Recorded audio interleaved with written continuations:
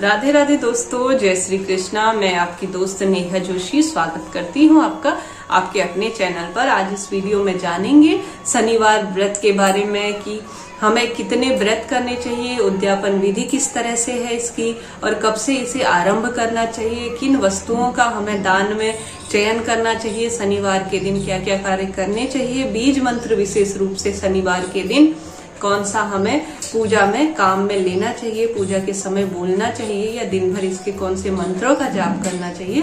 शनिवार के व्रत से उद्यापन तक की संपूर्ण हम जानकारी इस वीडियो में लेंगे।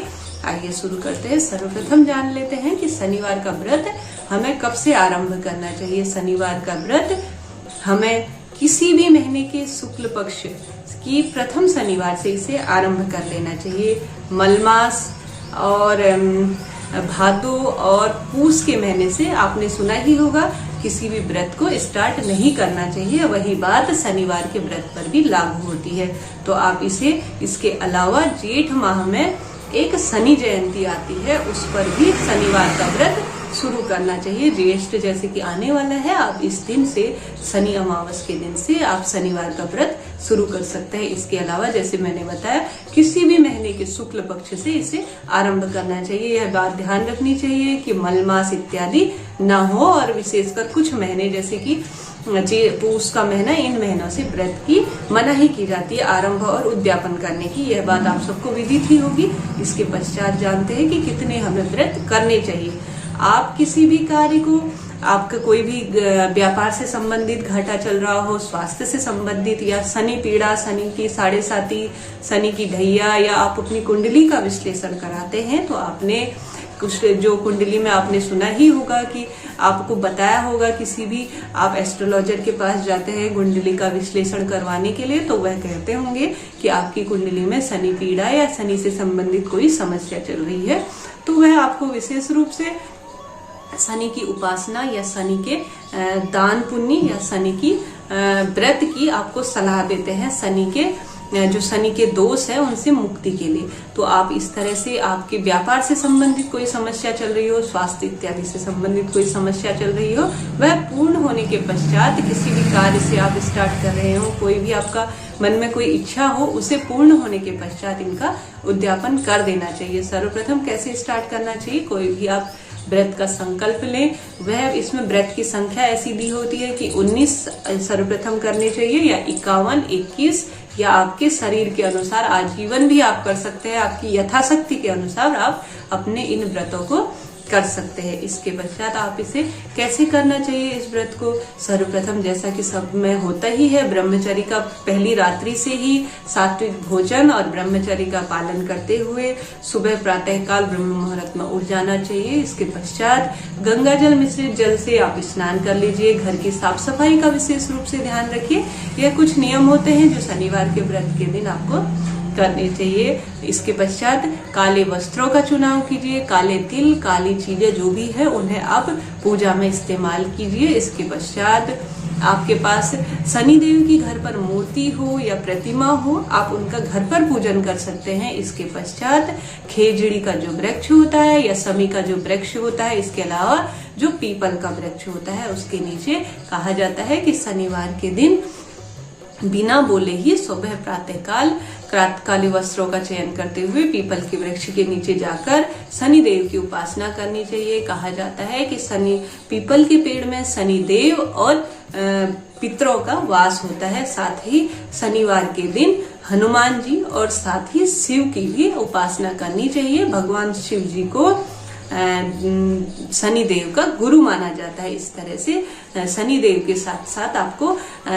अपने शनि को मजबूत बनाने के लिए हनुमान जी का और शिव जी का भी पूजन करना चाहिए। इस तरह से शनिदेव का पूजन किया जाता है। पीपल के पेड़ के नीचे दूध, तिल आदि से मिश्रित जल को पश्चिम दिशा की ओर मुख करके आपको पूजन करना चाहिए। कहा जाता है कि शनिदेव न्याय के देवता हैं। वो जीवन की समस्त मनोकामनाओं की पूर्ति करने वाले होते हैं। जिनकी जिस भी जातक की शनि में शनि की जो उच्चता आती है, शनि का एक विशेष प्रभाव होता है, वह यश, समृद्धि, धन, दौलत, सुख, समृद्धि को जीवन में प्राप्त करते हैं। जिस भी जातक के शनि की कोई समस्या चल रही हो या शनि दोष से संबंधित कोई समस्या चल रही हो तो उनके जीवन में हानि, रोग, दोष इत्यादि आते हैं, ऐसा माना जाता है। आपका लोहे से संबंधित कोई कार्य हो, गाड़ी इत्यादि से संबंधित कार्य हो या फर्नीचर से इत्यादि से संबंधित कार्य हो तो शनिदेव की भले ही आप व्रत करते हो या ना करते हो, शनि से संबंधित वस्तुएं दान करनी चाहिए। शनि से संबंधित चीजें आपने गरीबों को, अपने सेवकों को, नौकर चाकरों को कुछ भी आपकी यथाशक्ति के अनुसार भले ही आप व्रत करते हो या ना करते हो दान इत्यादि करने चाहिए। शनिवार के दिन व्रत ना भी करते हो तो पीपल के पेड़ के नीचे काले दीपक का जो कोई कपड़ा आता है उसको आप अपने हाथों से दीपक बनाकर सरसों के तेल का दीपक आप जरूर जलाएं, ऐसा माना जाता है। व्यापार में इससे किसी भी प्रकार की क्षति से उभरने में मदद मिलती है और शनि दोषों के साथ साथ मुक्ति मिलती है। तो आप व्रत ना भी करते हो तो ये छोटे छोटे से कार्य शनिवार के दिन आप जरूर करें। अब जान लेते हैं पूरे दिन भर हमें शनि के मंत्रों का जाप करना है मानसिक रूप से, या आप शनि के नामों का जाप कर सकते हैं, शनि चालीसा का पाठ कर सकते हैं। इस तरह से अपना पूरा दिन निकालें। शाम के समय जैसा कि सात्विक भोजन ही किसी भी व्रत में खाया जाता है उसी प्रकार से शनिवार के व्रत में भी सात्विक भोजन ही खाएं। मीठा खाना पड़ता है जहां तक संभव हो सके।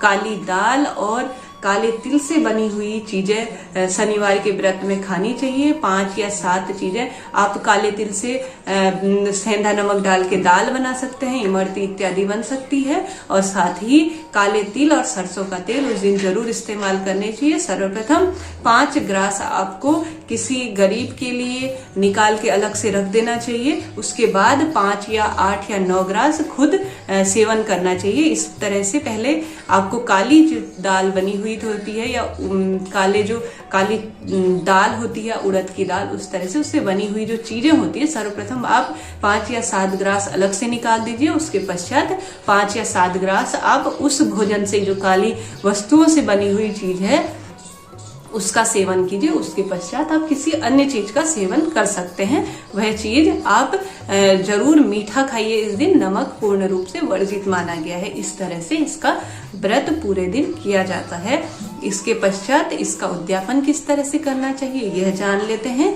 जब आपका कार्य जिस मन से, जिस कार्य के लिए आपने इस व्रत को लेने का संकल्प लिया है या आपके जो इस कार्य को पूर्ण हो गया है, क्षतिपूर्ति हो गई हो किसी की कार्य में, इसके पश्चात या आपने जो भी आपने 19, 21 या इस तरह से व्रत का संकल्प लिया हो वह पूर्ण हो गया हो तो उसके पश्चात आप छोटी सी खुद से ही सही या किसी पंडित जी को बुलाकर छोटा सा हवन करवाइए। एक थाली में आप सूखा या जैसा आप पका के देना चाहते हो, जिस तरह से भी आप करना चाहते हो, एक थाली अलग से निकाल के रख दीजिए और उनको दान में दे दीजिए। यह ध्यान रखिए कि वह काली चीजें हो, काली दाल, उड़द की दाल विशेष रूप से, काले तिल, काली छाता और काले जूते और साथ ही सरसों का तेल। इस तरह से आप उद्यापन के दिन के अलावा और दिन भी शनिदेव की कृपा प्राप्त करने के लिए आप दान दीजिए। उस दिन उद्यापन के दिन आप पंडित जी को बुलाकर छोटा सा काले तिल का हवन जरूर करवा ले। आपसे यह संभव ना हो तो आप संविधा बाजार से लेके आकर उसमें काले तिल मिश्रित कर लीजिए विशेष रूप से और उनका छोटा सा आप हवन करवा दिए। आप वरना पंडित जी को भी बुला सकते हैं। इस तरह से आप काली जो वस्तुएं हैं उसे उद्यापन के दिन अलग से आप रख दीजिए किसी थाली इत्यादि में। भोजन आप सूखा या गीला जैसा आप करना चाहती हैं उस तरह से अपनी यथाशक्ति के अनुसार कर सकती हैं।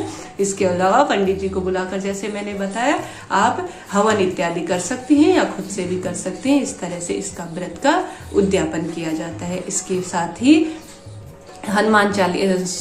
शनि चालीसा का आप पूरे दिन आपका जो 19 जो उद्यापन का आपका संकल्प पूर्ण हो गया हो 20वें दिन आप इसका उद्यापन कर सकती है, या 21 आपने उद्यापन का संकल्प लिया है तो 22वें दिन आप इसका उद्यापन भी जैसे आपने पहले व्रत किए हैं उसी तरह से व्रत इत्यादि करने के पश्चात आप इनका उद्यापन कर दीजिए। इस तरह से शनिवार के जो यह व्रत किए जाते हैं। इस वीडियो में मैंने इसकी संपूर्ण जानकारी दी है। इसके साथ ही मैं आपको जो शनिवार का बीज मंत्र है वह आपके साथ बताना चाहूंगी।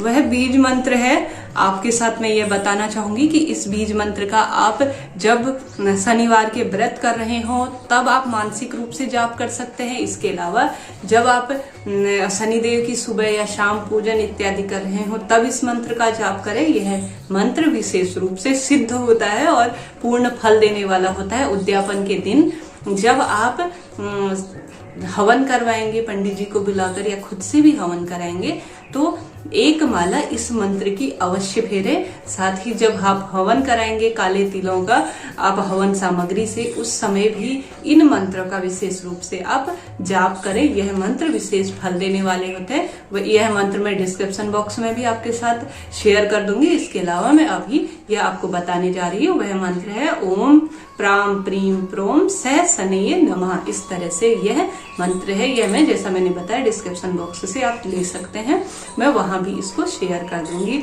यह मंत्र विशेष रूप से फल देने वाला होता है और समस्त जीवन की मनोकामनाओं को पूर्ण करने वाला होता है। इस तरह से इस वीडियो में हमने संपूर्ण जानकारी ली किस तरह से हमें यह व्रत करना चाहिए, उद्यापन इत्यादि के बारे में। इसके अलावा आपके कोई शनिवार से संबंधित, शनि पूजा से संबंधित कोई सवाल हो तो आप अपने कमेंट्स के द्वारा मुझे बता सकते हैं। वीडियो आपको कैसा लगा बताइएगा जरूर। आप पर शनिदेव की कृपा हो, इसी आशा के साथ आपके कार्य में खूब प्रगति हो, स्वास्थ्य में तीव्र रूप से सुधार हो, इसी आशा के साथ जय शनिदेव। राधे राधे।